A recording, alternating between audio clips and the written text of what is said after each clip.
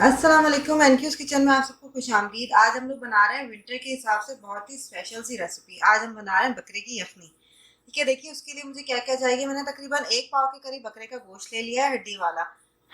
और साथ ही देखिए मसाले में आपको दिखा देती हूँ। मैंने ज़ीरा लिया है तकरीबन 1.5 टीस्पून।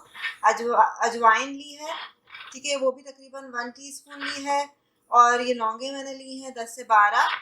छोटी प्याज ली है 1 अदद। पूरा लहसुन का जो साबुत छिलके समेत लेना है। इतनी बड़ी मैंने देखी है अदरक ले ली है। कलौंजी मैंने ली है तकरीबन 1 टीस्पून। दालचीनी ली है मैंने। गरम मसाला, देखिए मैंने गरम मसाला पाउडर भी डाला है और काली पिसी हुई मिर्च भी डाली है। और ये दोनों चीज़ें जाएंगी हाफ हाफ टी स्पून। इससे क्या होगा, जायका और ज़्यादा इन्हांस होगा। साथ में मैंने 2 बड़ी इलायची ली है। काली मिर्चें ली हैं और इसके साथ सौंफ लिया है, वो भी तकरीबन 1 टीस्पून लिया है। छोटी इलायची ली है। साथ ही देखिए पाव के करीब मैंने बकरे का गोश्त लिया हड्डी वाला, उसको मैंने एक साइड पे कर दिया। साथ ही मैंने हल्दी ली है, पिसी हुई ओरिजिनल हल्दी थी ये, साबुत हल्दी, आंबा हल्दी जो होती है, उसको मैंने ग्राइंड कर लिया है, तो वो मैं डालूंगी इसके अंदर।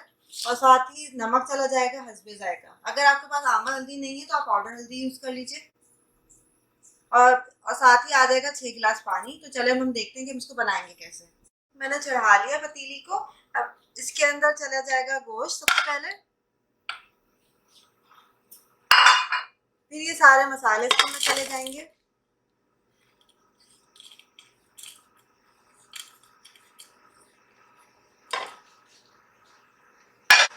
हल्दी पिसी हुई चली जाएगी इसके अंदर।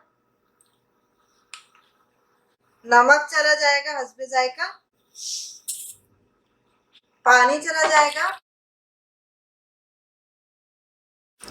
अब आँच को मैंने दरमियाना कर दिया।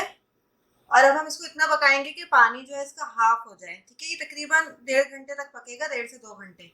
पानी अगर आपको कम लगता है तो पानी का आप और इजाफा कर दें। जितनी पकेगी इतना ज़्यादा इसका फ्लेवर जो है वो इन्हांस होगा। 2 घंटे तक आप इसको पकाएं।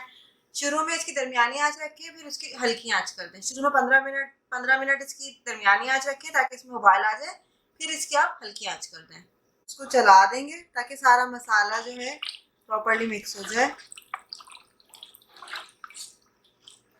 अब हम इसको पकने के लिए छोड़ देते हैं। ये देखिए मज़ेदार सी यखनी आपकी तैयार है। गला ज़रा सा भी आपको ख़राब फील होता है तो आप ये मज़ेदार सी यखनी बनाएं और उसको एंजॉय करें।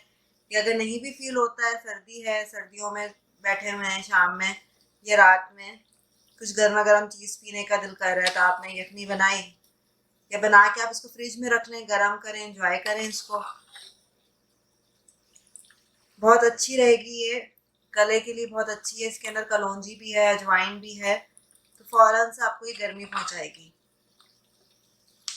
चलें अब हम इसको सर्व करते हैं।